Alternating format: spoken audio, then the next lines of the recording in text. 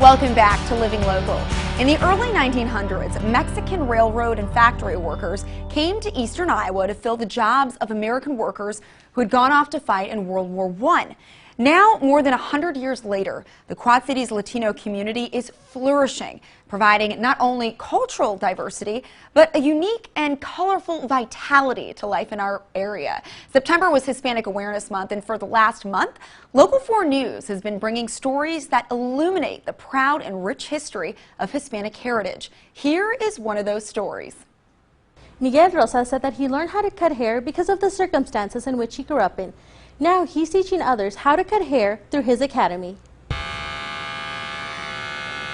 Just being here, the instructors help so much. It's so amazing to be able to be like one of the females here that just has a lot of new techniques, and I'm willing to learn every day something new, so I think it's super fun. Jasmine Torres is a student at New Style Hair Academy in Moline. She's one of many students who are studying to be the next barber.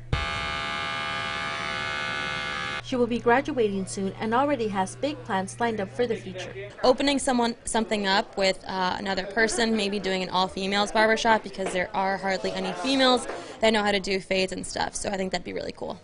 Founder of New Style Hair Academy, Miguel Rosas, found his gift of cutting hair at a young age. I started cutting hair when I was 12 years old because my mom used to cut her hair and mess it up. So then I would just I bought my own set of clippers and I would cut my own hair in the mirror to try to fix up like what she did. After graduating from barber school and gaining some experience, he decided to pass on his gift to those willing to learn. I opened up the Hair Academy in 2018. And right now we currently have 20 students. A lot of cool things that I've done have really stood out, and so now I just want to pass my gift on to other people. One of those people learning the ropes from Rosas is Francisco Martinez, who feels this is the perfect fit for him. Back in high school, sometimes, I wouldn't want to go to school, but I like coming here. It's a nice environment. It's fun. We learn. Just like Rosas, Martinez had always had a passion for styling hair. I've always had the interest in styling my hair. When I was younger, I always wanted to do spiky hair, change my hairstyle, do that type of stuff all the time. So later on, it just kind of caught on with me that I wanted to try to cut hair. All students like Martinez will learn everything they need to take the state's barber exam. We are teaching them a lot, how to cut hair as far as like men's haircut and kids cuts, but also women's cuts. Most barbers don't really know how to cut a lot of women's hair or longer hair, so they're actually learning how to do longer hair and color.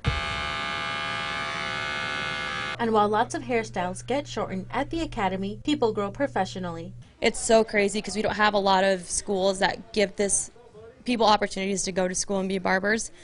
So having the New Style Hair Academy an option, it's great. You learn so many things, and every single day you learn, not even just by the instructors, but by your students as well. We help one another, and it's just so great to have a school like this.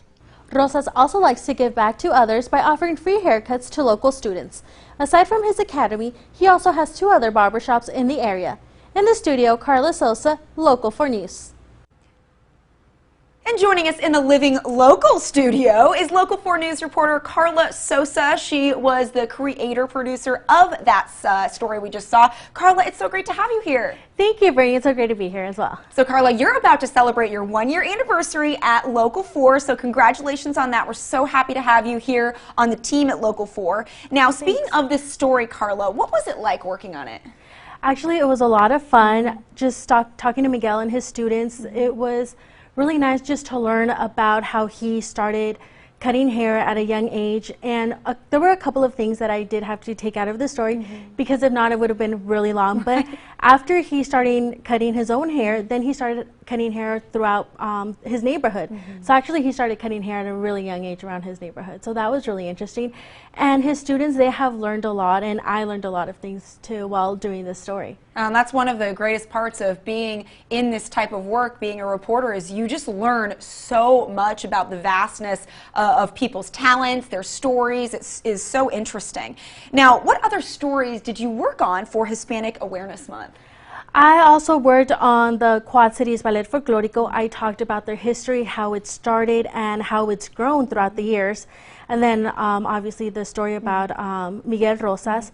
And then I also did another story about the music conductor out of the Quad Cities Symphony Orchestra, Ernesto Cigabria. He's from Paraguay, and he's been here It's almost going to be a year now that he's been out here, so I got to learn about that.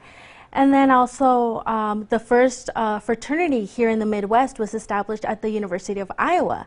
So that was something interesting. And then La Michoacana, which is this new ice cream shop that opened up over the summer, actually. Wow, you really covered a wide variety of stories. Karla, why do you think it is so important that we highlight Hispanic heritage? Well, I think it's important because it shows how Latinos are contributing to this country. So it's really nice just to see a little bit of everything.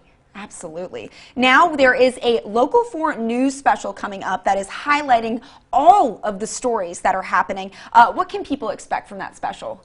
Well, people can expect seeing all of the stories that I just mentioned about, and then there will also be highlighting other Hispanic heritage stories that have aired also throughout the Midwest as well. Oh, fantastic. Now, for everyone to know, that Local 4 news special is actually happening tonight.